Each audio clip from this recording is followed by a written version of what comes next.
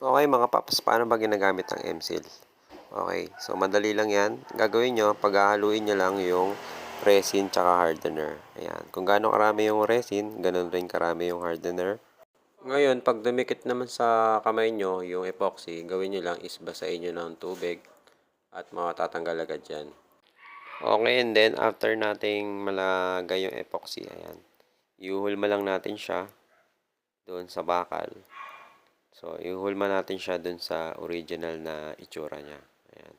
Okay, ayan mga paps. After siya matuyo, gagawin natin, isasander lang natin siya using yung rotary tool natin. Ayan. Kikinisin lang natin, tatanggalin natin yung mga excess na epoxy clay. Tapos ihulma natin siya dun sa dati niyang itsura. Ayan. Finished product natin. Ayan. So, goods naman siya. So, ito, mas matibay ito kasi meron tayong nilagay na bakal.